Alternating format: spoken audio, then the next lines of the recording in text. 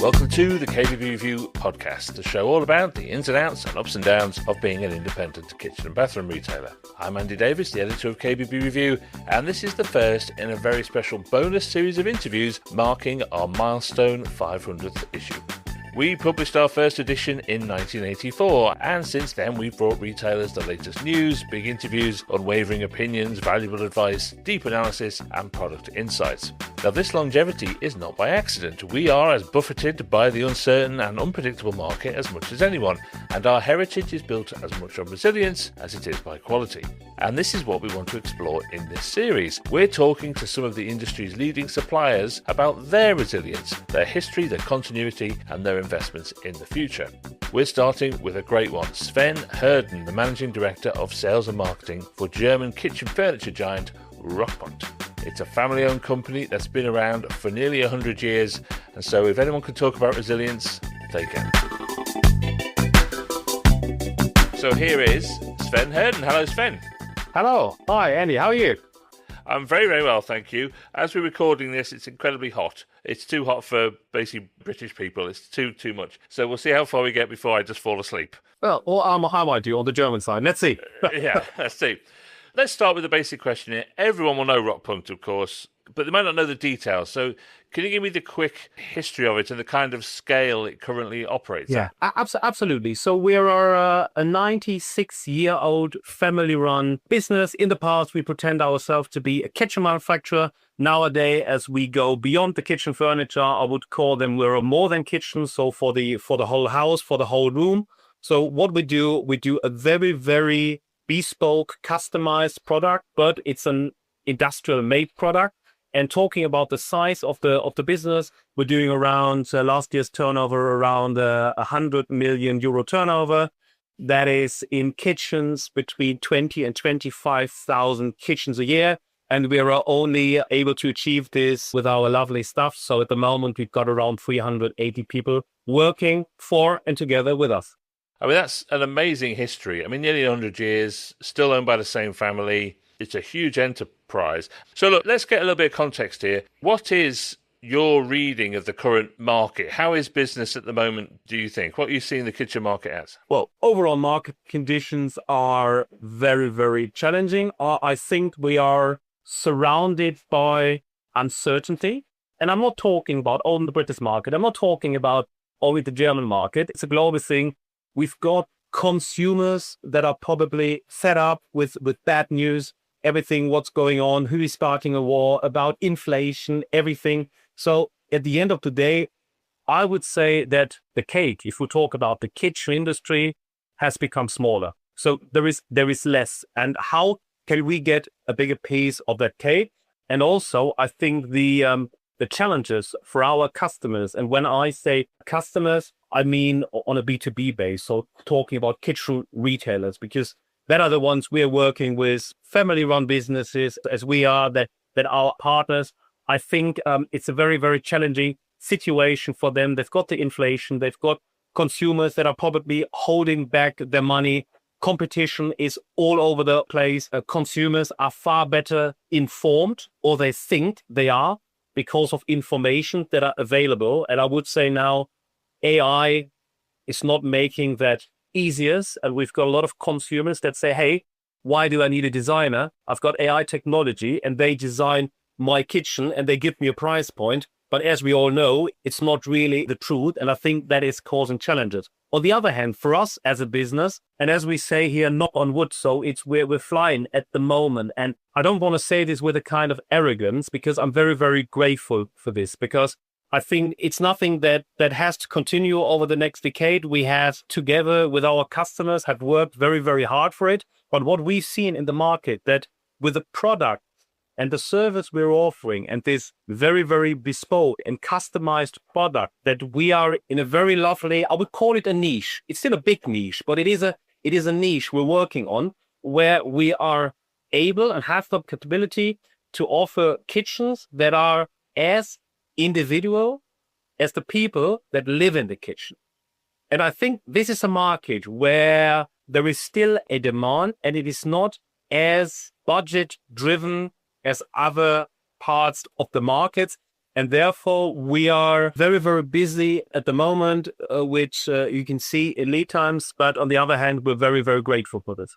Yeah, it's so interesting because as a company that's been around for as long as Rotpunkt have, you've been through every possible disruption that there is. Oh, yeah. Yes, there's recessions, Brexit, COVID, wars, they've all been there. So what lessons do you think the company has learned over the years of dealing with disruption? What is it about Rotpunkt that gives it that longevity and resilience against times like this when it is tough and things out of your control happen? I think that we've learned, and I need to go now a bit further back, even in the times where I was not on board. So it's now my 8 years with Rotpunkt.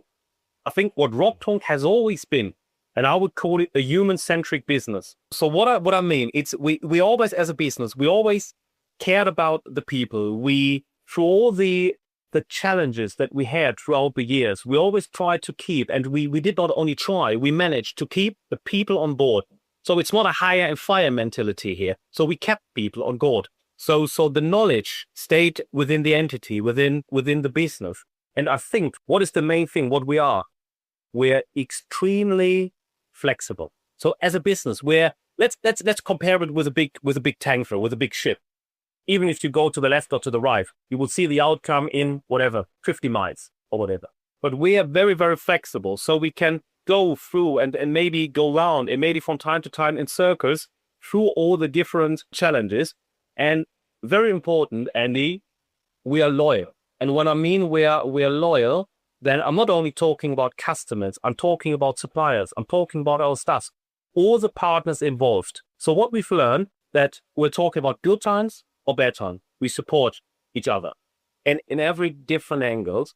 And we're not Germanic enough not to say at a certain point, hey, sorry, we were wrong. We were simply wrong. And we need to stop this now. And we need to adjust things. It can be about policies. It can be about pricing. It can be about products. It can be about distributions. It can be about people in the management.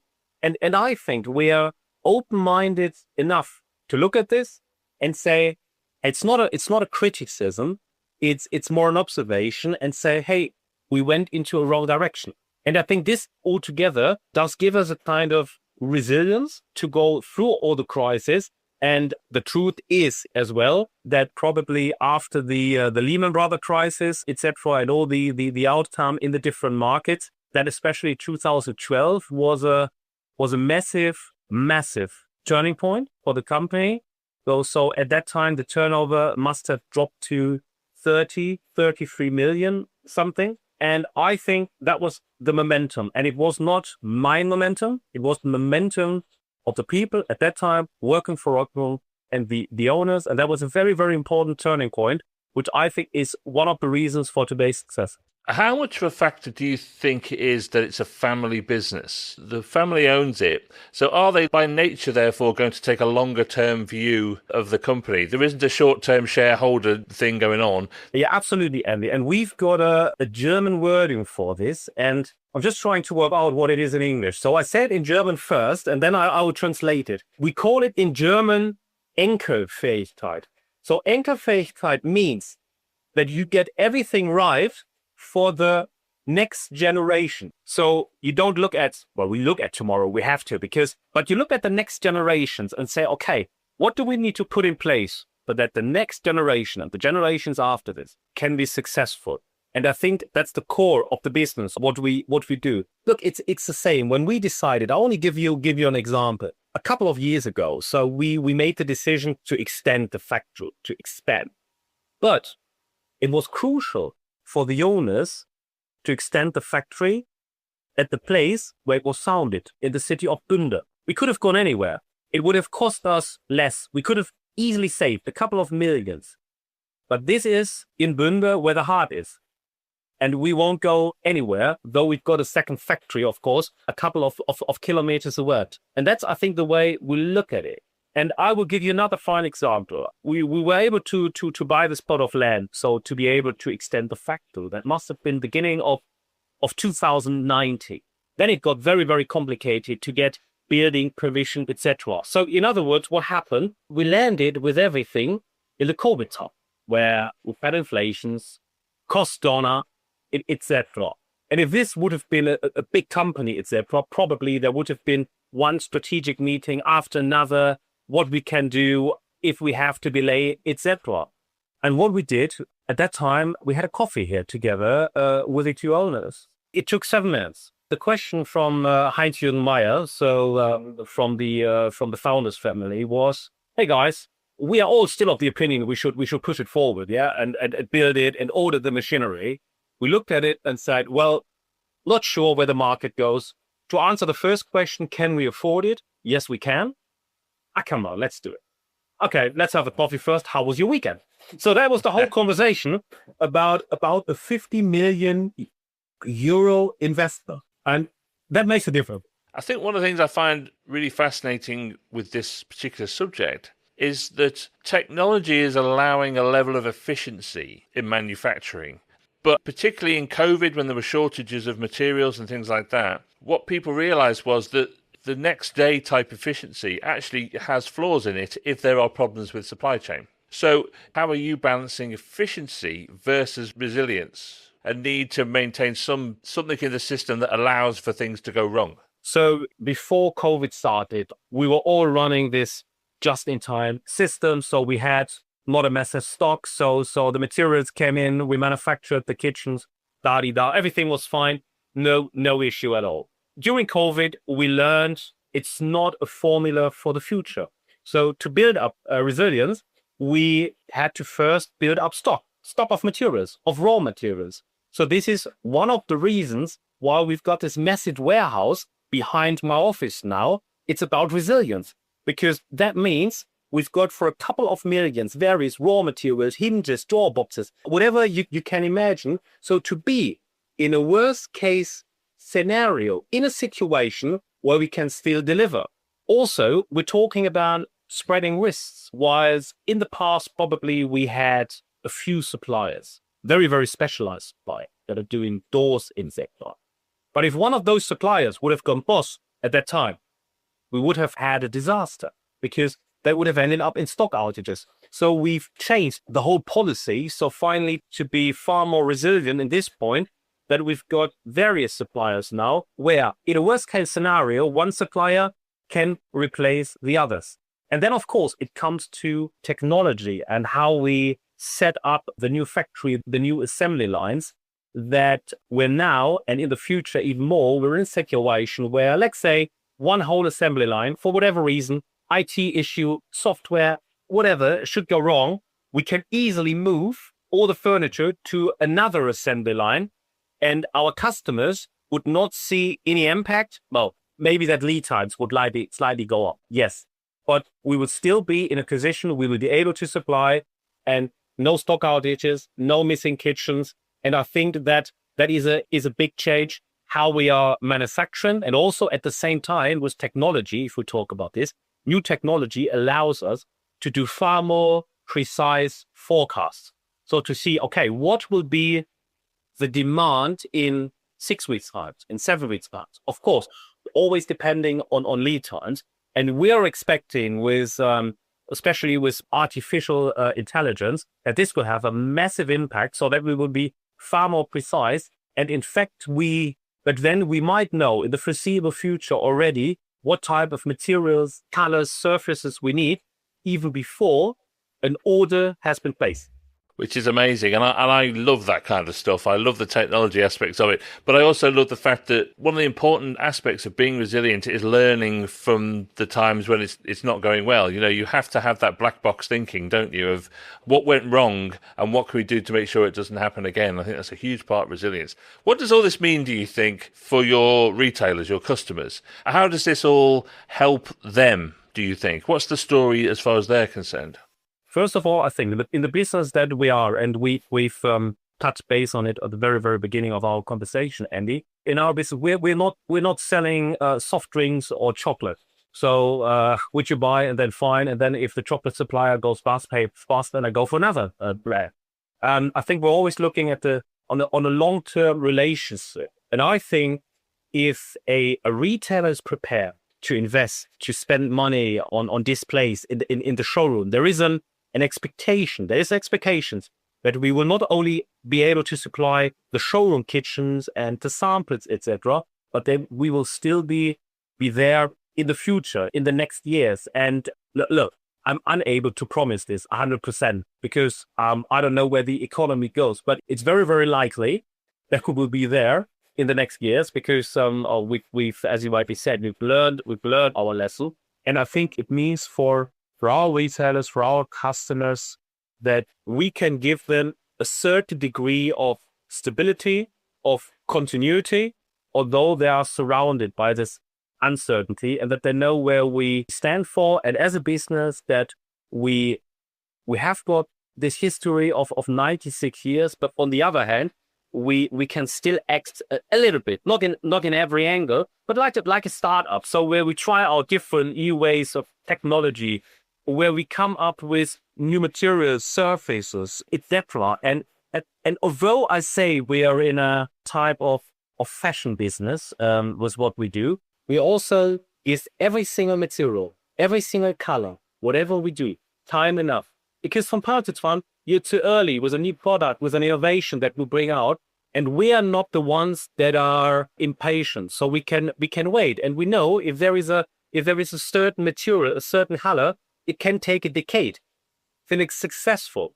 So I know this now goes probably in a bit of a wrong direction and different to what you've asked, but I like the story. Our successful color today has been introduced and launched before I joined Rotpunkt.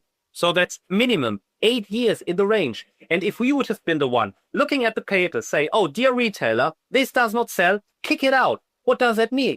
That's a massive impact on the retailer, because then everything what they got on display is old, is out of date. And we are going down a different route where we say, hey, come on, we give you the stability, we give you the continuity. And also, I think from a manufacturing point of view, is that was many competitors in these industries, they try to minimize variety, because variety costs money. That's true money, millions, to keep all the stock, to get the right machinery and robots in the factory, to deal with the different colors, different materials, to handle everything. At the end, it costs money because it has got an impact on productivity. And we are going down exactly the other route and say, hey, yes, we've built a new factory. Yes, we've got the new robots. We've got the new assembly lines. Yes, do we want to sell and produce more kitchens? Of course. And I would not be honest if I say, no, we don't have to. But those customized machines bring us in a position to increase our choices and variety by another 30%. 30% more options for our retailers to differentiate it, to be different. And that means that the gap to the others gets even bigger, because if they decrease the options, we increase it.